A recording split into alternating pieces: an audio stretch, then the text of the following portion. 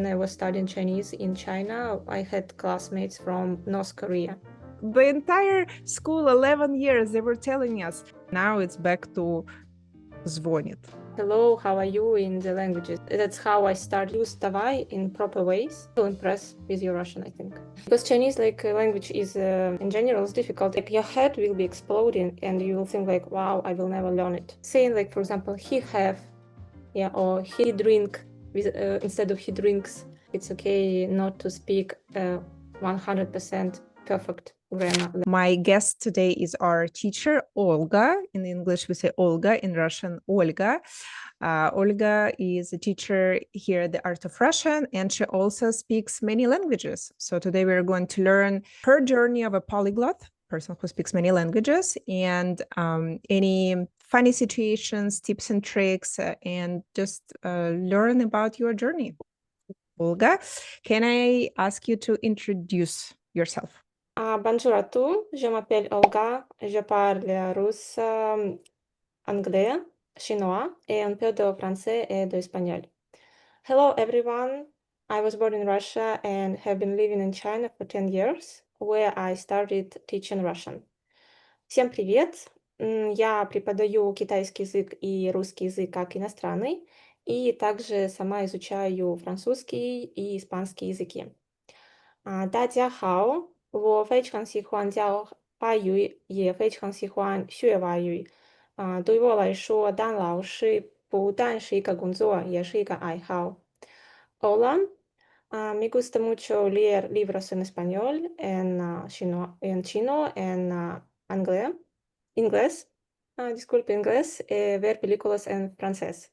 Me gusta viajar. El año pasado yo viajé a Bolivia, donde pude practicar mi español por primera vez. Thank you. So, wow, so cool. Love it. Yeah, so I've heard, well, you said it in Russian and in English, so I was able to understand, but you used all four languages, right? So it's Chinese, English, Russian. Oh, then it's five. Spanish and French. Let's start with some questions and we'll see how we can guide the conversation. Okay, I have my first question. Have you ever shocked someone by suddenly speaking their native language? What was their reaction? Well, yeah, I shocked many times when I was living in China and when I was speaking Chinese to Chinese people because they couldn't believe that I'm a foreigner. And they were like, wow, you speak Chinese. And I remember it was a few stories with the taxi drivers. Like one time I called taxi by phone and I was said something like, hello, like I arrived to a place, where are you? And then taxi came, arrived, and I opened the door and he was like, wow, you're a foreigner. I've never guessed like you speak, because I was speaking Chinese and he was thinking that I was Chinese as well. So there were so many such stories like that, like this. Well, are they all about you speaking Chinese, right? Yeah, mainly Chinese, because English is okay. Like English is a very popular language now, so you will never surprise anyone with speaking Chinese. Right. You speak in English. Yeah, I cannot imagine. I feel like it will be so cool because I studied Japanese for 5 years. My Japanese is very basic, so I can only introduce myself and say hi, maybe like, where is this, where is that?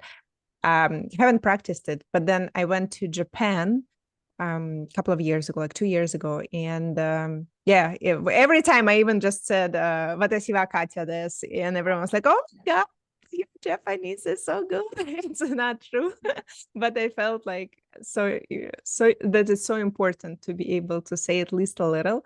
So it must feel very nice being able to speak. Should we talk a little bit about your experience teaching Chinese? Teaching Chinese for almost 5 years. And I like doing this because many people think that Chinese is very difficult, like all these characters, no letters, all these four tones, like people are scared to learn it. And my main idea in my lessons, like to try to explain to people that Chinese really like is not such difficult, especially in comparison with Russian, for example, because Russian grammar is something like very crazy and Chinese is much more simple. So I'm even having fun with teaching these characters to people to like to explaining them that they're really these characters are really funny and they're like your friends. Mm-hmm. Well, last week, I talked to Jerry, who also speaks Chinese, and he said, okay, yeah, Chinese is easy to understand, like easy to understand grammar.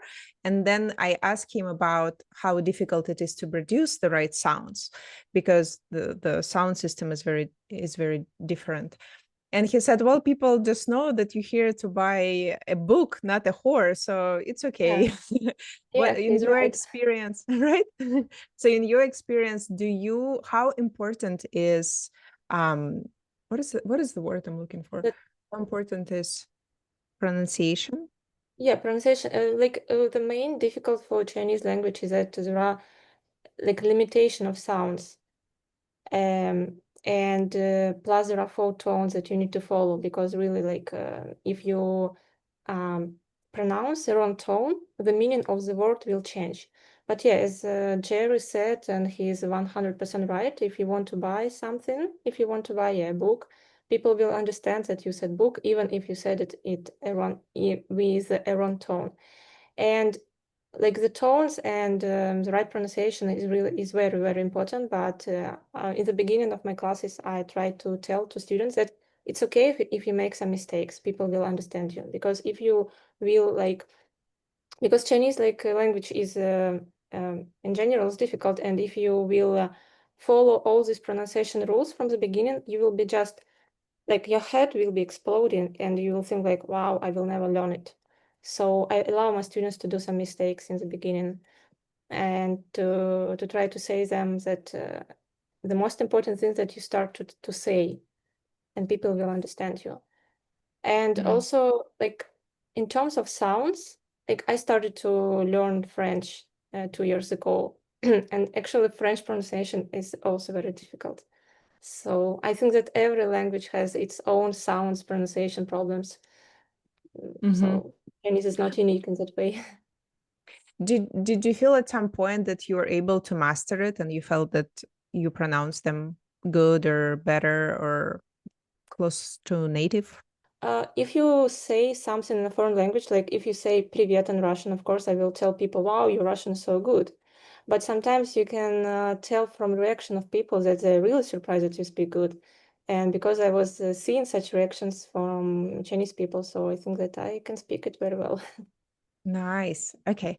Can I ask a question? In your opinion, what is the most difficult language from the ones that you know? I think Russian. Russian? Wow. So Russian Because is number one? yeah, because the grammar, the main problem is grammar. Even Mhm. we like study Russian at school for 10, 11 years and still we have some mistakes. We make mistakes. Yeah, Uh, I have B in my final Russian exam. yeah, so yeah, we have bad marks. We have bad marks at school in Russian languages. And well, for example, French also difficult for me.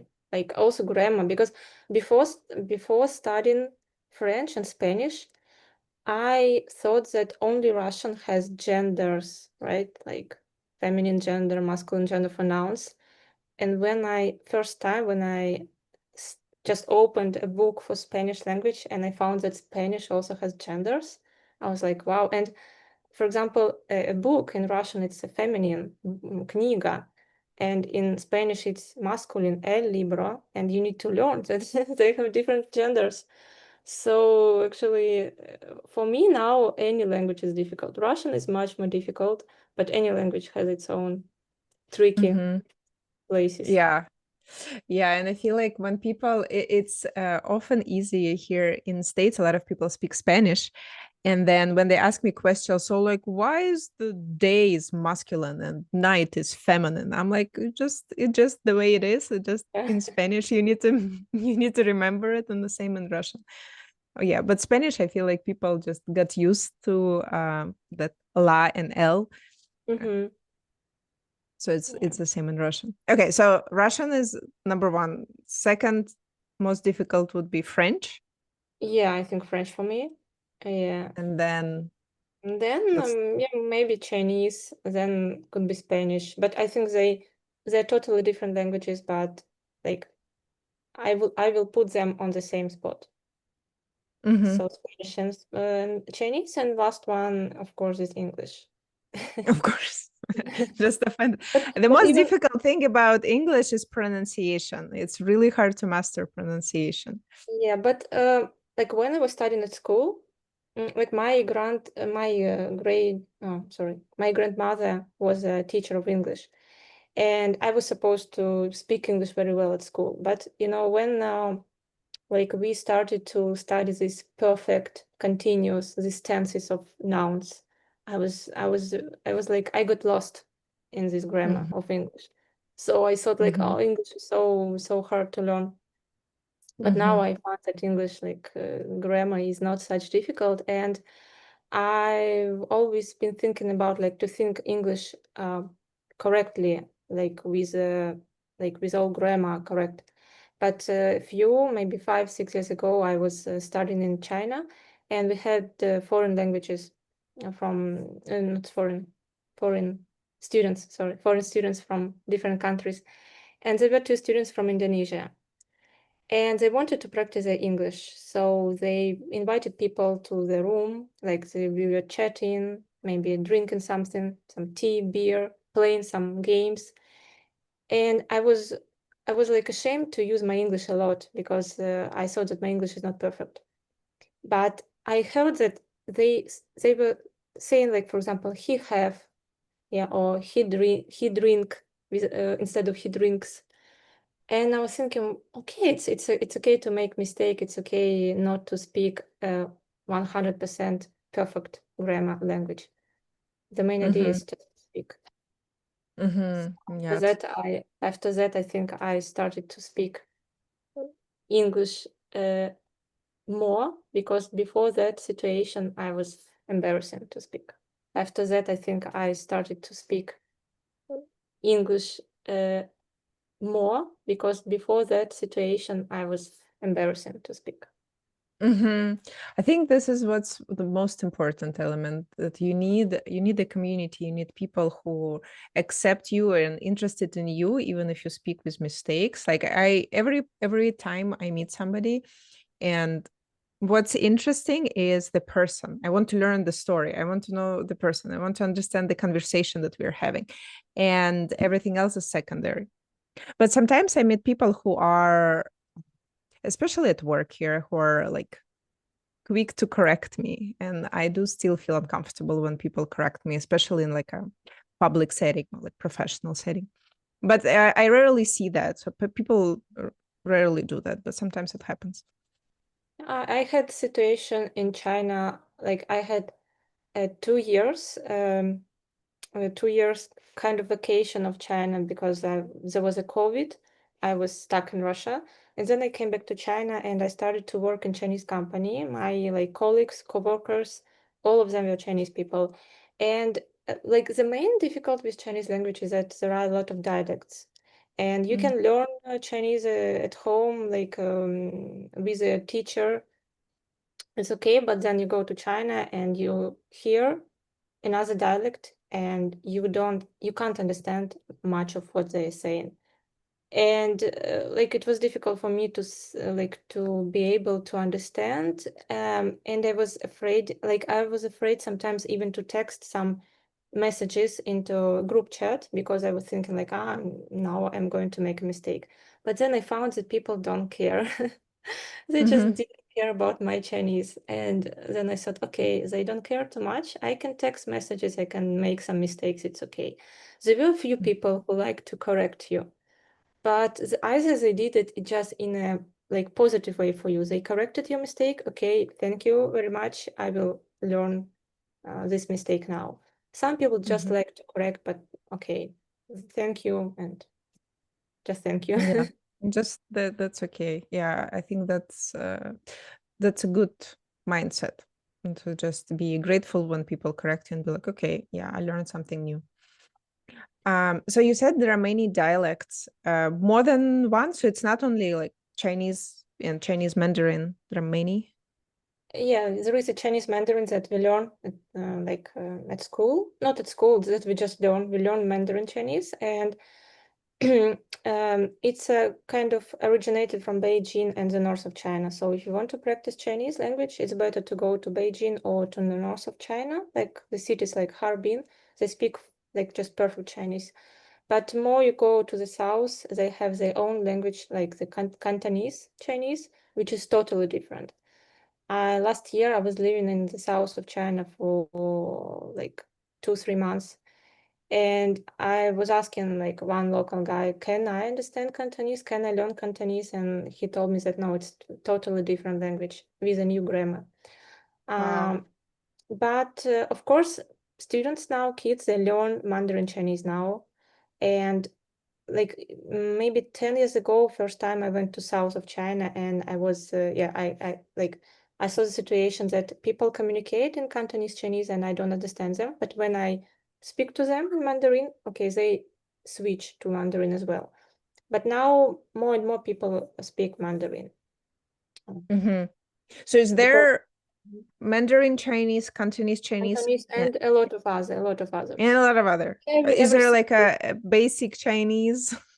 yeah, just every city has its own dialects. But the good point is that the character is the same, the characters. So the character, for example, there are two characters to say I don't have something, mayo. And I was like when I was working in Chinese company, in a local dialect, they said muyo. So the same two characters, a little slight different pronunciation. Instead of mayo, you say muyo. But if Mm-hmm. you just first time and like what they saying, you don't. Mm-hmm. But it just like some dialects much differ from Mandarin. They have the same characters, but pronunciation is different. I was Mm-hmm. also working as a translator for a few months in one city called Linyi, and sometimes, well, in reality, sometimes like we had some dinners, and I didn't understand much of what people were saying because they were speaking their dialect. Mm-hmm. So if I want to learn Chinese and I see a lot of schools say Chinese lessons, which Chinese should I learn? Mandarin. Mandarin. Uh-huh. And when you say that the languages are, the dialects are different, is it different as like Portuguese and Spanish or mm, Yeah, I Russian think and yeah. Ukrainian? Yeah, I always think about Russian and Ukrainian, yeah, kind Mm-hmm. of, yeah. And well, I when I talk about dialects, when I think about dialects, I always feel grateful for Russian language that Russian doesn't have dialects at all. And I Mm-hmm. always tell to my students that it's okay if you go any city in Russia, there are some slight differences in pronunciation. Like we say water, we say vada, and maybe in some places they say voda, more like o, but still you will understand. Mm-hmm. Like Spanish, for example, yes, Spanish, one Spanish in Spain and other Spanish in Latin America. Mm-hmm. I was learning Spanish mainly in Duolingo, and lately I started to take classes with my tutor, and sometimes I ask her like, I don't know these words because like I didn't have them in Duolingo, and she said that Duolingo is mainly about Latin American Spanish, and some words in that application just don't exist in Spanish. Mm-hmm. Mm-hmm. Yeah. So it And means I see you need also. to choose. You need to choose like which Spanish to learn.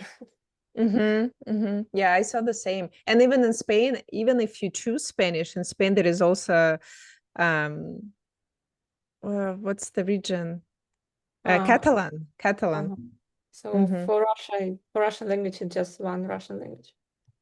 Yeah, I mean there are some words like my husband, he's from Rostov. Mm-hmm. He he's he has some Ukrainian influence there. He has a lot of words that I've never heard of, or sometimes the words that I may have heard of, but don't use them. Mm-hmm. It's like weird stuff. And I also have a friend from Kazan, and she also has Mm-hmm. some. So, for example, how would you call noodles like dasharak or something? How do we say it in our region? We say dasherak. Let me think. Oh, I forgot. Okay, tell me your version. Lapsha, lapsha, Yeah, we lapsha. can spell up sha. Yeah. Lapsha. That I think the most common I would say lapsha. And Mhm. my friend, she was saying kuksa, kuksa. And I was like, what are No, you? no. Kuksa. Yeah, and I've never heard of that too, but that's the word they use in Kazan. What does my husband say? He always says жердёлы. Oh, It's abrikoсы, apricots. And no, I've also, never heard it. yeah, we don't say that. Like the other words too. Also, for example, like I remember my grandmother used to say kvochka. Have you heard of the word Yeah, kvochka? kvochka for chicken. For chicken, курица, Yeah, да. But we don't say it. We say yeah, курица, yeah. курица. And my grandparents. I've sometimes heard it, kvochka, but maybe in like specific context. Like he says it more often, kvochka. Mm. That's Yeah, it's Ukrainian influence of influence. Ukrainian language. Yeah. Mhm. If someone wanted to surprise their Russian friends after just 1 month of study, what phrases should they absolutely learn first? A good question, of course. But I remember the story. In China, I met one American student. He was learning Russian language and like he was fond of Russian. He loved it. And sometimes he was like speaking something in Russian, and he was using the word like "oh my God" in Russian. It's "о господи." And suddenly, like, wow, you speak Russian so good. So, like these small words that you put inside, like your speech, they like have a good expression impression. Oh, I had another Chinese friend, like the girl, she's teaching Russian now. She has online school in St. Petersburg, and her Russian is good. And she always, she also uses these words like, oh my God, oh господи, or blin. I don't know, blin, how to translate in English properly. When you say something, blin, blin, so it sounds native. And there are some words that also kind of like поехали. Поехали, which literally translates like let's go somewhere, but поехали also means let's start. Поехали. And another interesting word is давай. Давай, давайте, because давай has a lot of meanings, like starting from its basic meaning, like give me, давай, give me, please. And давай also like, I don't know, let's go, let's do it, and a lot of them. And we even did like a special guidebook with this word давай that you can use in many situations, speaking with friends, with your family members, if they are from Russia, even in the shop when you go to buy something, and you can say like, give me please a bag. So you will use this word давай. Yes, I'll leave the link in the description for this video so you can also download this guide. Давай. I think давай is a good comparison, like a good alternative of vamonos. Do you think vamonos is similar to давай? Yeah, Vamonos. yeah. Let's go and let's do it and we are ready and it's finished and it's done. Yeah. So many. Yeah, давай also like when you finish the call with давай. Why we use Mhm. давай? No. We don't give anything. It's just yeah, it's just давай. It's hard to explain. You will not find it in any book, I think, like in when you Mhm. study Russian. So if you are able to use давай in proper ways, you will impress with your Russian, I think. That's a good tip. Yes. I think another one that comes to mind is I when people here say oops, I kind of Mhm. got used to saying oops, but for a very long time I was saying oi, because oi Yes, I is the also, oops, yeah. and oi in Spanish is what is it? Today? Is today. And I remember I was running on the beach when I was in Mexico, and I was like, oi, oi, oi, oi, oi, because it was cold. And my husband was like, do you realize that you're saying today, today, today, today? Right. That it's a good tip. You can say oi, and everyone's be like, we know Mhm. which language you speak. Yeah. um, okay, question. How long did it take you to go from hello to having your first real conversation in each language? Um, to be honest, I've been always very slow in my progress. like it took 2-3 years, I think. Okay, for Chinese, because I didn't want to study Chinese. It was just the only option that I got at my bachelor degree. My bachelor degree major was international relations. And in the beginning, they promised us that we can choose Asian language or European language to study. But in the end, they just gave us the option to learn Chinese. So I didn't want to learn it. But because I was a good student at school, so I was preparing for classes of Chinese. I was doing my homework, so I just took it just a subject. But after maybe I remember after a few months or maybe 1 year, I went to China because I live close to China. Yeah, I forgot to mention it that I live just literally in China, in the far east of Russia. And we went to Chinese city, and my mom always to say someone like to Chinese local people that oh, my daughter is studying Chinese. And I remember that like in a book, in a lesson, you learn the phrase like how to ask, do you speak Chinese? It will be 你会说汉语吗? And then like when my mom told some of Chinese people that my daughter is studying Chinese, and they were asking me, 你会说中文吗? So instead of 汉语, they said 中文. And my brain like didn't work. Like what they saying, I couldn't understand. And then it took me a few moments, and they repeated that question a few times. And after that, I understood. Okay, they they were they were talking with a little like dialect instead of like Hanyu. You're supposed to say Junwen, and instead of Junwen, they said Zunwen. So okay, it took me a few minutes to understand. And then I say, yeah, I speak Chinese. And I felt so embarrassing because it took me a few minutes to understand the question. And then finally I said, yeah, I speak Chinese. So the main problem was that like I was studying at university, but I didn't have practice and I didn't have any desire to improve my Chinese. And after 3 years, I went to China for 1 month. And after that, like, yeah, I could say something in Chinese. So because of lack of practice and because of just sometimes you just don't want to learn language. Mm-hmm. So you don't have any motivation. Then of course you Mm-hmm. will not be able to conduct a conversation. For English, I think the same story. I was very good student at English classes, but when like first time I went to the US about 10 years ago, and it was in New York City, and like one of the first questions was, for example, how you doing? And I was like, what should I supposed to reply to how you doing? How, what does it mean how? Mm-hmm. So after being there like a few months, I was able to understand, because for me it was always the problem with understanding. I can learn the phrases, but then people speak and I don't understand them.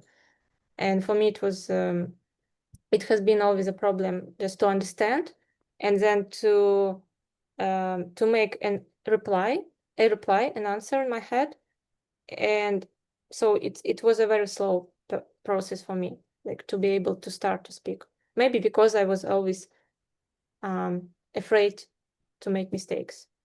Mm-hmm. Because when people are not afraid to make mistakes, I think they um, um, for them it's not such a long process to start to speak. Like we have one student at our school, and I was impressed that after a few classes he even started to make jokes in Russian. We just Mm-hmm. started to learn Russian, and he already was able to make jokes.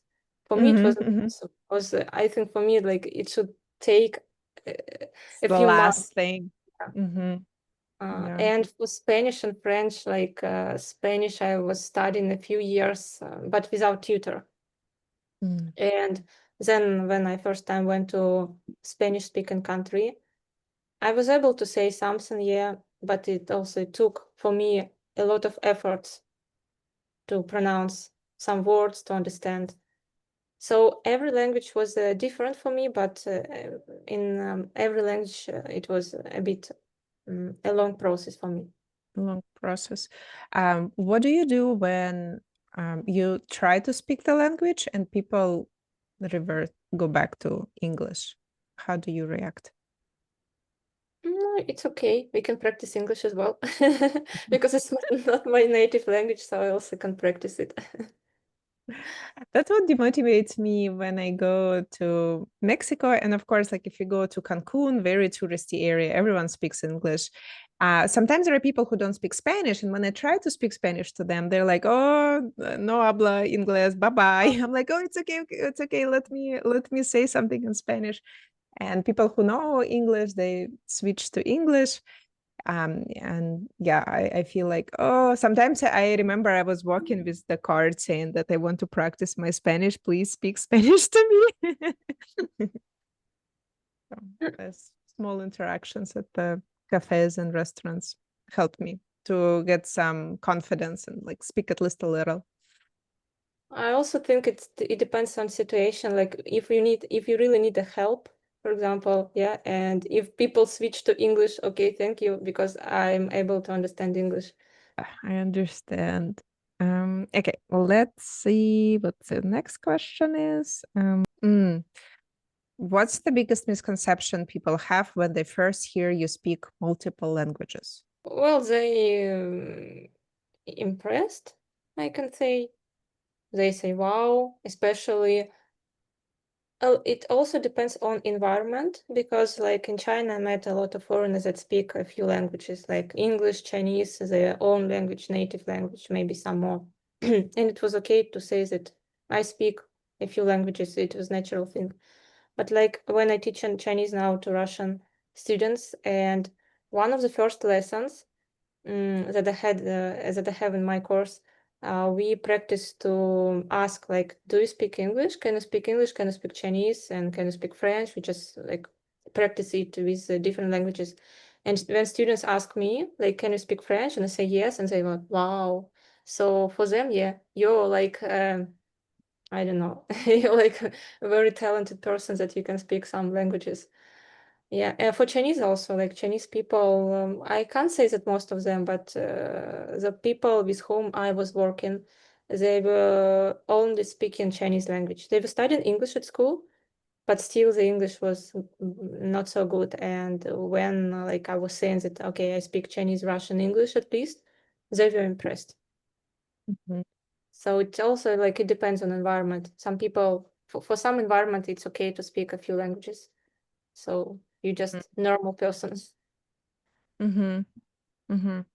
But I also think what comes to my mind when I hear that someone speaks many languages, I feel like, oh, they probably have um, you know, a gift or there's something is special about the person.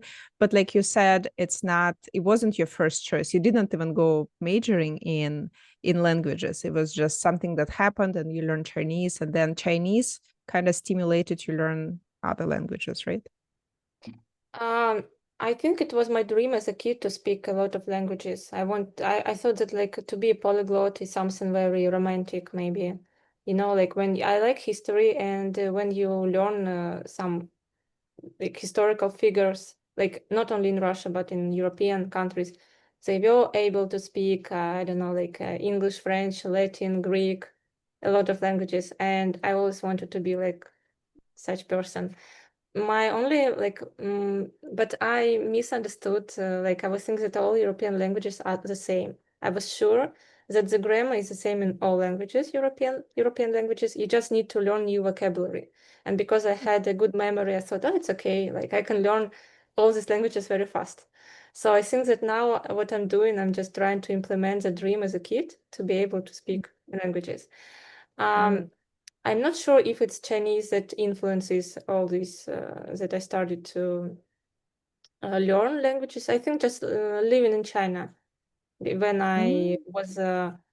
was seeing people from different countries and I wanted to learn. Yeah, Mm-hmm. like, oh, for example, French. I've never wanted to learn French. I've never liked it actually before, but I had some. Um, like I knew one French guy, he was selling wine in the city where I was living. And I was just thinking that, wow, I want just, like to meet a friend from like France, from any other country, and just to be able to come, like to say hello, how are you in the languages. they speak. I'm always thinking it's very cool. So that's how I started to learn French, just to be able to speak a bit. And what was your motivation to learn Spanish again? Spanish, I heard a long time ago that Spanish was very easy to learn. But the main motivation was that my boyfriend speaks English, Spanish, and like sometimes he was sending me messages like "Hola, ¿cómo estás?" and I wanted to reply not only like "Estoy muy bien, gracias." I wanted to real like to tell about my day. So after that, like I started to learn Spanish by myself. But until now, we still speak in English because my Spanish still not so good. Oh, so you speak English with him, Yeah, with yeah, your boyfriend? yeah. Is he Russian or does he speak No, no, English? no. He's from Mexico. Oh, he's from Mexico. Wow. But I've And never been in so, Mexico. It's a shame. oh my God. So then you can, so once you learn a little bit more of Spanish, you'll be speaking Spanish to him. I don't think so because when I try to reply in Spanish, he switches to English. Oh He my doesn't like God. it. No, no. But I think it's okay. Like his English also like a native. So for me, it's Yeah. okay like to speak English as well.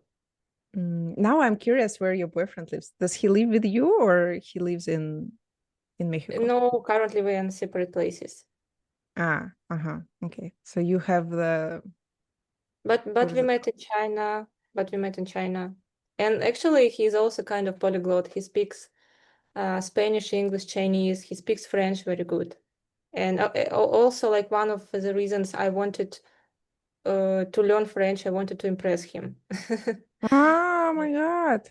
So Wow. and so yeah, I think that's it. And because he speaks Spanish, he can understand Italian. He was studying Italian at Mm-hmm, high mm-hmm, school.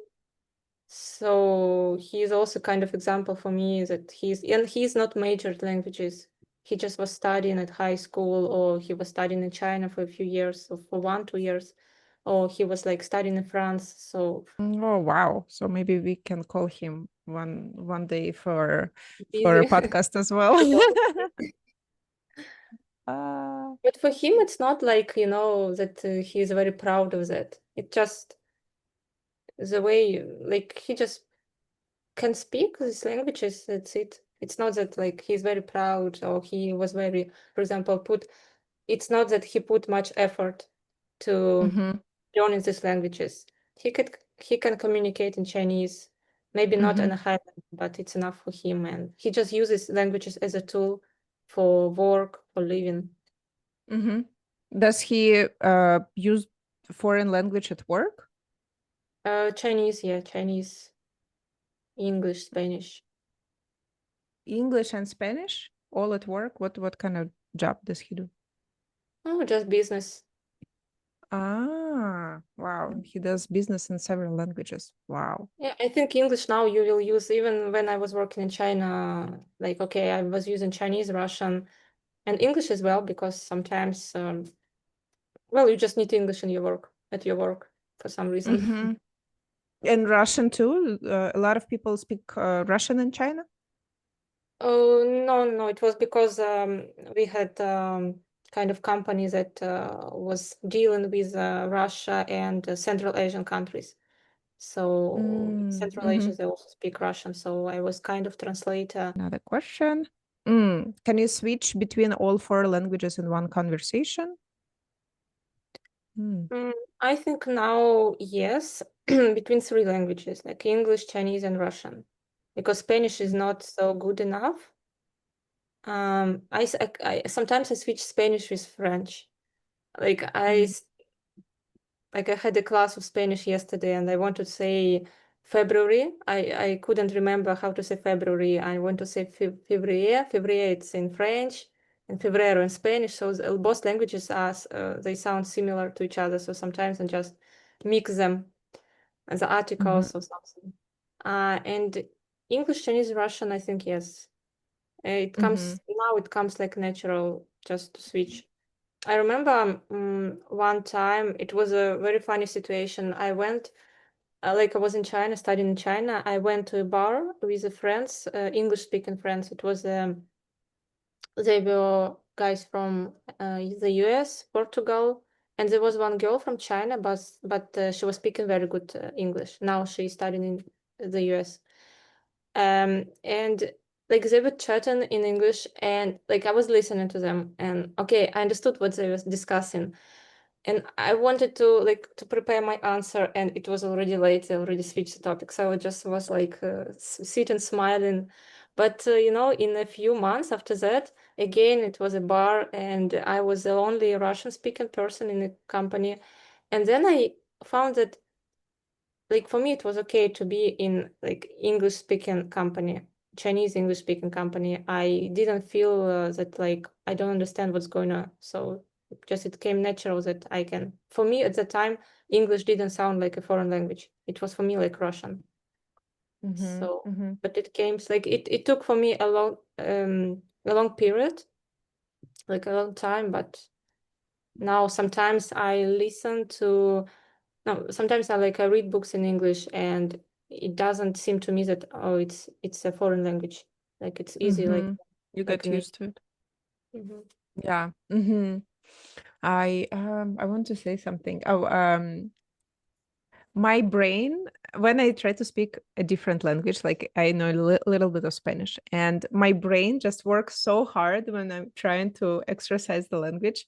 Um, I remember last time I went and I suddenly started to burst out the words in French, like bonjour. I'm like, what is this? What is it? How is it happening? It's just because I guess my brain works so hard trying to just find the right word. And the three words that I know in French, I all said them multiple times in Mexico. Yeah. Yeah. Um, Так, okay, let's do a few more questions. We have 10 more minutes to finish our 1 hour long podcast.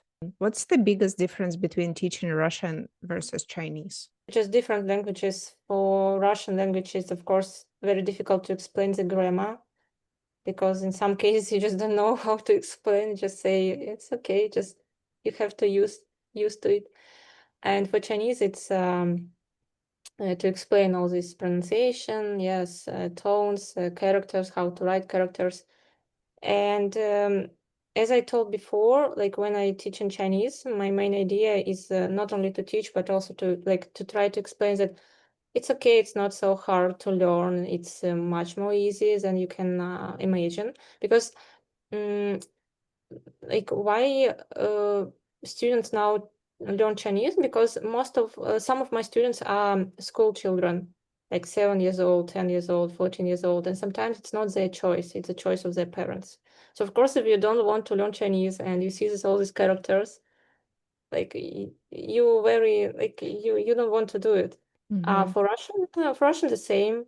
For Russian also, I try to tell students that yeah, Russian is very difficult, but you're already very good at it. You already like can speak, or when you learn these nouns in the beginning, or not nouns, the verbs in the beginning, and you need to conjugate them. And if a student can do it, like wow, you're already good, very good at Russian. So I'm trying to encourage people that you already do a good job. Sometimes tell to students that I can also do mistakes in my native language, and it's okay. So just speak with That's mistakes. so true. So many things that I have no idea how to say in Russian or explain in Russian because all that grammar and cases, even for us, it's difficult. Maybe I'll think of an example, but all of that torty, tartov, tortov, and now they switched the rules again. Now it's back to tarty. Like you need to follow all the news to even know how to pronounce these words. Yeah. Звонят. They changed Oh the yeah, yes. звонят to звонят. Like the entire school, 11 years, they were telling us, он звонит, да, Нет, он звонит. да, нет, Он звонит, она звонит, ты звонишь. And now it's back to звонит. нет. Wow. I can't even switch my brain. Like I would not be able to say звонит. Actually, any language is like is a person that changes. That grammar that we studied at school, it's now already has some changes in stress of the words.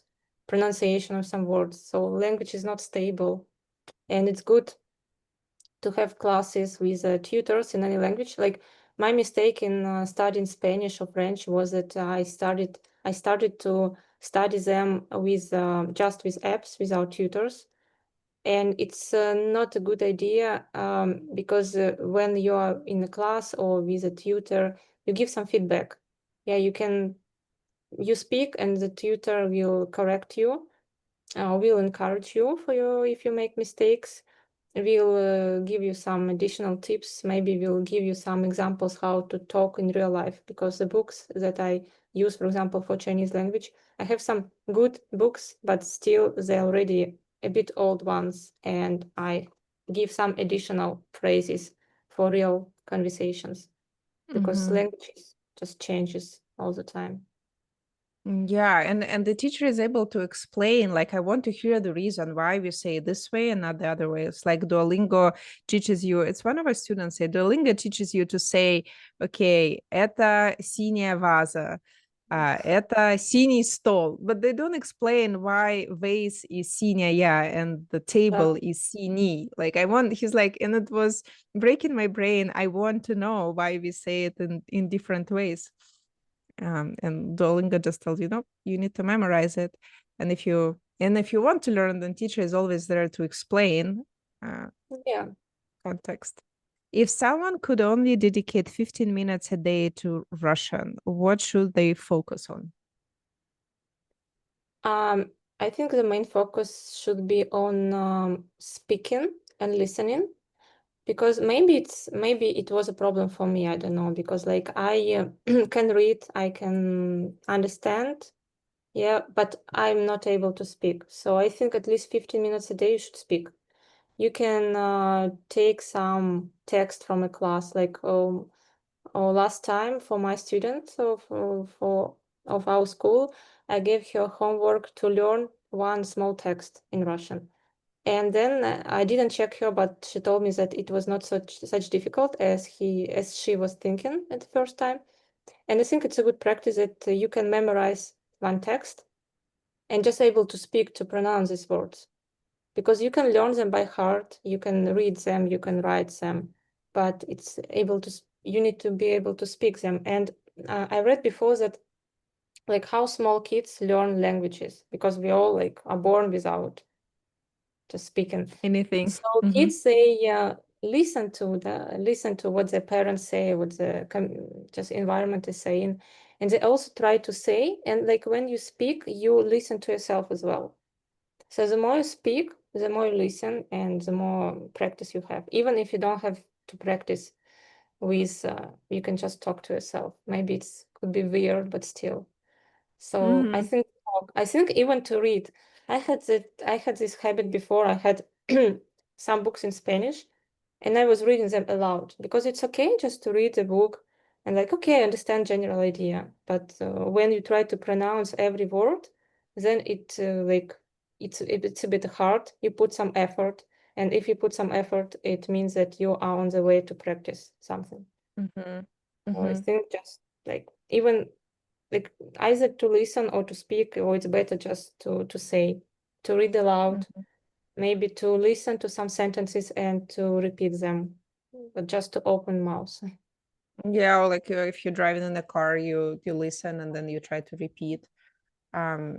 We have a school chat, and every time I ask my students to repeat after me or listen and say something, try to record your audio, try to record the video. Nobody does it. And it's such a good opportunity to practice speaking, but people no, even our students, they feel afraid, maybe shy, or yeah. So people usually reply in text more, but not to record the voice. Like the fear of speaking is real. Maybe students, if you watch this podcast, tell us why you don't say anything in our school chat. We should be speaking. Yeah, it's good to find a friend with whom you can speak, especially with all the messengers. You can easily record the audio message. Let's do the last part then. We're at 1 hour already. Tell me about your bad experience. So you have the first interaction in English, French, Chinese, and Spanish. Well, some situations I already mentioned that, like with my English, when I couldn't reply to the simple question, "How you doing?" And Chinese, um, and also like I remember like after 3 years studying Chinese in Russia, I went to China for 1 month to study, and I had a neighbor from Russia living with me, and we went to a coffee shop, and I asked her to ask the waiter for the Wi-Fi password. And the waiter said something very, very fast, and I couldn't understand. And she told me something simple, like she told me that the waiter said the password is from 1 to 8. So 1, 2, 3, 4, like 8 numbers. And I was thinking, like, it's so simple. Why I couldn't understand this after 3 years learning Chinese? And I felt a bit embarrassed.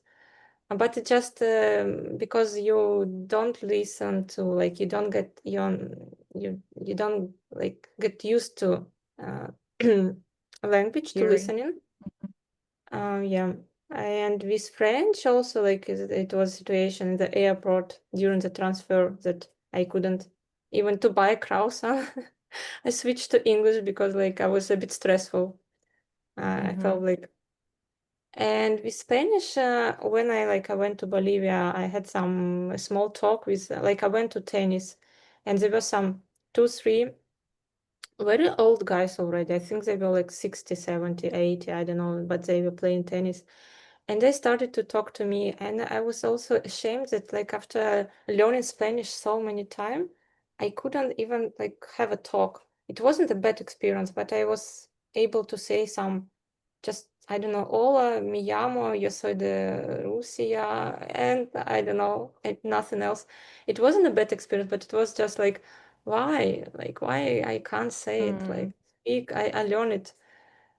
So now I decided to come back to lessons. Mm-hmm. Otherwise, Mm-hmm. it was waste of time. Mm-hmm. Yeah. In Mexico, I used to carry the cards, like the flip cards on the ring, with all the little phrases that I can use in situations when, like, ordering coffee, reply, and asking for directions. So I would walk on the street and then flip the cards, trying to rehearse them. So that was good. That was good. Makes you Yeah. learn, and especially when you're immersed in the situation, you're so motivated to speak. You're just like, give me an opportunity, and I'll start speaking. But then, yeah, if you don't practice, then the opportunity comes, and then you cannot say anything. Mhm. Think. And then general tips. Do you want to talk about general tips? I want to, like, as for tips, mm, um, I think that when you learn language, you have to fall in love with that language and with the journey that you have, because you can't enjoy the result in the beginning. I know the stories when people can, like, manage to speak languages for a short time after a few months or after a year, but maybe because they were really hardworking. Like when I was studying Chinese in China, I had classmates from North Korea, and they were able to speak Chinese very fast in a few months. But I knew that they were really hardworking, and they were having like very high standards for themselves, because, like, in the end, we passed the exam, and, like, for example, you need to take 180 scores out 300, it's enough. But for them, it was like 260. So they had the high standards for themselves. And they were really Mm-hmm. hard students, so they were able to manage it very fast. But in general, you just need to be a part of a journey of learning language. You need to love it. And I also think that if you have a hobby, for example, in your life, yeah, any hobby, if you like to read books, for example, you need to mix it with a language. So if you like to read books, try to read some books in language you learn. I was trying to do it with Spanish. I was like, I'm not able too much to speak Spanish in Spanish, but I learned some poems by heart. Like, I like the language, I like to translate them, and I like to learn them. Or I like history, so I found some history TV show in Spanish and I watched them. So it's not that it helped me to speak, but anyway, I can understand, and like I enjoy it twice. I enjoyed the TV show, and I enjoy that I can understand it in a foreign language. So my advice is to find what you love and to do the same in the language you learn. Maybe you like to cook, so try to find some like maybe in Instagram, trying to find some profile of, let's say, Russian speaking or Spanish speaking, French speaking, some cooking profile. So you can cook and like to read recipes in the language you learn, maybe translate some words, yeah, and cook. So you mix all your hobbies together. Or a YouTube channel about cooking. Yeah. What's your routine for practicing? Do you practice all of the languages actively, like within a day, within a week? Tell me about your routine. I practice Chinese almost every day because I'm teaching and I have almost like every day I have classes. And also like some like Chinese is always in my life. I can read not the news, but some maybe like TikTok, Chinese TikTok, kind of this. And English also because it's a way of communication with some friends. And also I read the books mainly in English and watch some information in English. And Spanish and French, it's for a while, like Spanish, yeah, I try to read every time, but it's not my habit, unfortunately. Before I used to like to devote 10, 15 minutes maybe to write something or to watch something. But lately, I don't know why, I'm just a bit lazy. But I want to like to make this habit once again, because it's pity that we had time for just playing with phones 10, 15 minutes a day, just waste time. So I want to devote this time to practice more language. Do you have a tutor for any of the languages? Yeah, now I have tutor for Spanish, and I enjoy this process because, like, at least I talk, at least I talk at these classes, and I have some feedback. I also tried one AI app with speaking, and I also enjoyed it too much because I was able to speak. Because for me, problem is just to speak, to open like a mouse. I can't just stay and speak to myself. Yes, so at least I can speak to AI, and it was good. It was conversation about like ordering coffee, and it's also In good practice. Spanish. Yeah. I think it's a good practice as well, and it's not my everyday habit, but I would like to do it. And you mentioned the AI tutor, and this is what we're trying to build for our school so that so what we're trying to do is to use the materials of the class the teachers teach during the class for students to practice in between the lessons, all reading, listening, speaking. So speaking with AI and then having the exercises to do, like read a chapter, read an article, read a few sentences, and then answer questions, and then listen text. So we started to develop it and it's in the process now. So we do have now reading and listening, but not speaking, which we want to implement.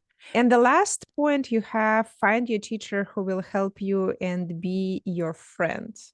Okay, let's Yeah, talk about this. Do you think the tutor should be friends with the student? my personal opinion is that yes, though I heard different opinions. I remember one teacher told that she let, like at her classes, she let the students be a star of a class and like to shine. And I heard another opinion that when, especially when you're dealing with kids, you need to be like a superhero for them. So they want like to be like you, they want to speak language like you. My personal opinion is that you need to be a friend for the reason that, first of all, you should build a very friendly atmosphere that students is not afraid to speak, to talk. And maybe he's not or she is not satisfied with the results. So the student is like, the student should feel free to be able to tell you. And also, like I have students starting from 7 years old till 40 years old, 50 years old, and with I found that most of them, like especially adult students, they it's not only like 40 minutes or 1 hour of studying, it's just also the way of communication with people. Like people go to work, they are tired of work at home, and these classes are just like the third space. So they want to talk to you, not even like sometimes I talk to people like if it's Russian students, I can talk to them in Russian if they want to maybe to complain or to talk about the day and we have not enough like Chinese vocabulary. I let them to do it because it's just a way of relaxing for them. I felt the same when I was when like I was living in China. I had Chinese coworkers. I lived among Chinese people and I enrolled for Spanish language classes with a Chinese tutor. But for me, it was kind of like I was finished my work. I went to the classes and I was enjoying the atmosphere because like teacher like was greeting me, Hola, Olga, ¿cómo estás? And I was feeling like I'm not in China now, I'm in a foreign country. So for me, it was a way to like spend my free time, like studying language and just to communicate with teacher.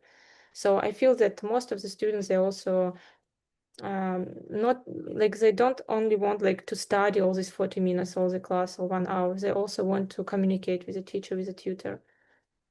So for me, it's very important to like to build these friendly relations since the beginning. It's not just friends that you say like, hi, what's up? No, it's with a kind of respect to each other, of course, but still. Okay, so I think we are way past our time and we should be wrapping up. Should we just end in here? Say that, I don't know, join us for the next session. We'll try to do more podcasts like this with different people sharing experiences of learning languages. Yeah, anything else you want to add? I want to encourage all people, if you study language, don't give up and make mistakes. They are necessary in your way of journey of learning languages. Even I today, I did a lot of mistakes, but I think it's okay. Exactly. Yeah, and if you want to learn Russian language, join our school. We have a very friendly atmosphere. That's true. Yeah, I think we're gonna call it "It's okay to make mistakes" Yeah. podcast. Окей, Могу здесь. спасибо. Спасибо. Да, спасибо, Ольга. Окей, пока-пока. Бай-бай, до свидания. Bye.